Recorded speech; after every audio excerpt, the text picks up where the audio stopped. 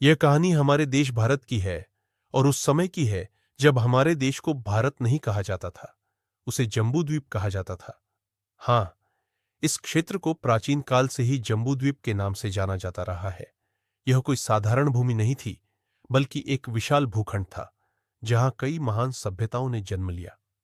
जम्बूद्वीप एक विशाल भूमि जहां प्रकृति की गोद में मनुष्य ने अपने पहले गांव बसाए, खेत जोते और समाज की नींव रखी।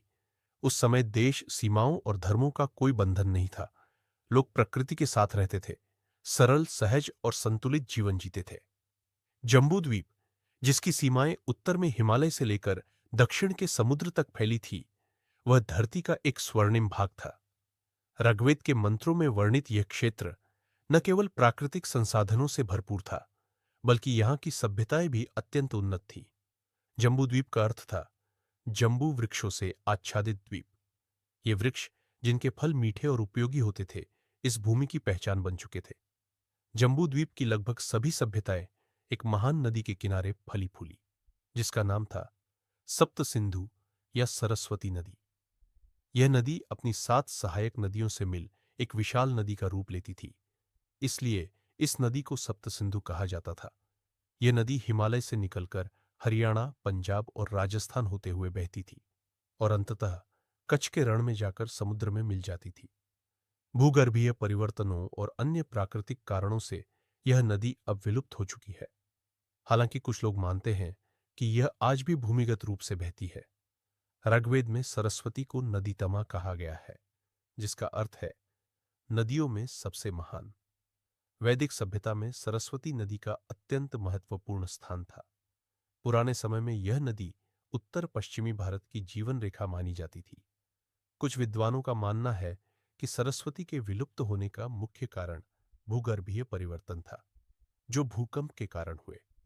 वहीं कुछ लोग यह भी मानते हैं कि सरस्वती की एक धारा भूमिगत होकर गंगा और यमुना के साथ मिलती है और प्रयागराज में अदृश्य त्रिवेणी संगम का निर्माण करती है।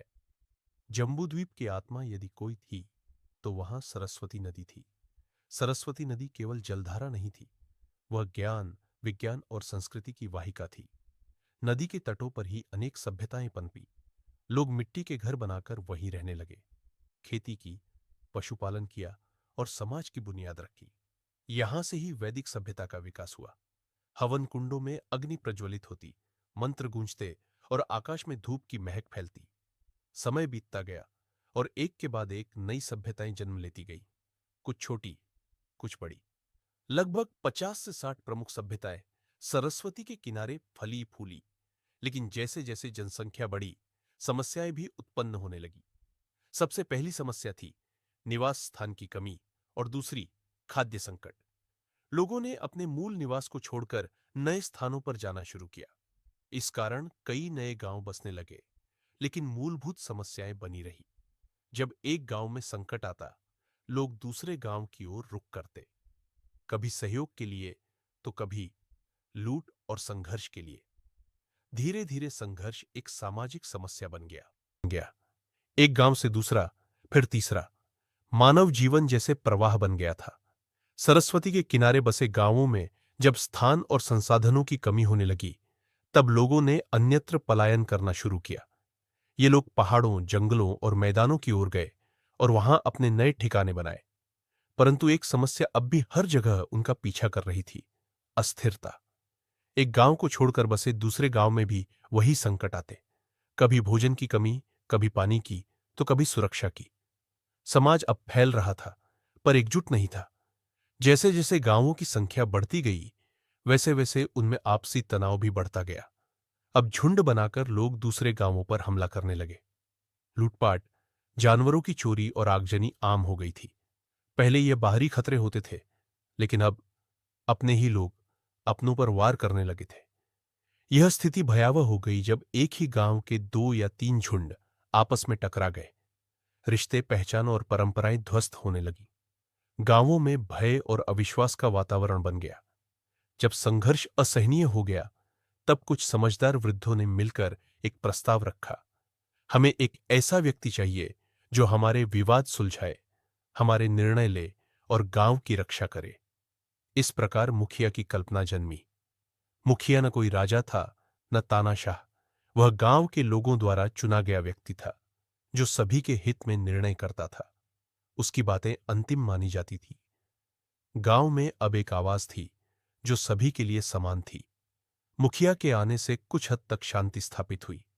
अब कोई निर्णय लेने से पहले सभा बुलाई जाती थी। गांव का प्रत्येक बड़ा बूढ़ा, युवक युवती इस सभा में उपस्थित होता। वहां निर्णय होते, किसके खेत का पानी कहां तक जाएगा, शिकार का हिस्सा कैसे बांटा जाएगा और लड़ाई की स्थिति में कौन गांव की रक्षा करेगा। धीरे धीरे यह व्यवस्था अन्य गांवों में भी फैलने लगी। कुछ ही वर्षों में यह परंपरा बनी गई। गांवों के मुखिया एक दूसरे से मिलने लगे। उन्होंने आपसी समझौते और सीमाएं तय की। हम तुम्हारी सीमा में नहीं घुसेंगे, तुम हमारी सीमा में ना आओ। अगर किसी एक गांव पर हमला हो तो बाकी गांव उसकी रक्षा करेंगे। यह एक अद्भुत युग था, जहां बिना किसी राजा के, बिना किसी लिखित संविधान के समाज स्वयं अपने नियम बना रहा था। यह प्राकृतिक लोकतंत्र का समय था, जहां गांव ही दुनिया था और मुखिया उसका न्यायाधीश। परंतु जहां व्यवस्था होती है, वहां परीक्षा भी होती है। अब एक नई समस्या उभरी। जब गांव के पुरुष लूट रोकने के लिए बाहर जाते, तो उनके अपने गांव असुरक्षित रह जाते। दुश्मन इसी का लाभ उठाकर हमला कर देते। हम दूसरों को बचाने गए और हमारा ही घर लुट गया।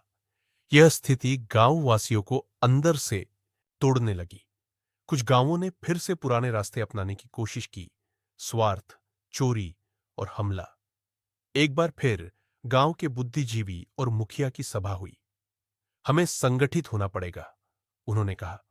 हम में से गांव का हर एक परिवार अपने बरहे बेटे को मुखिया को दे, जिनसे मिलकर एक संयुक्त रक्षा समूह बनाया जाए, जो लूट में लोगों की मदद भी करेंगे और कुछ लोग गांव में रहकर गांव की सुरक्षा करेंगे।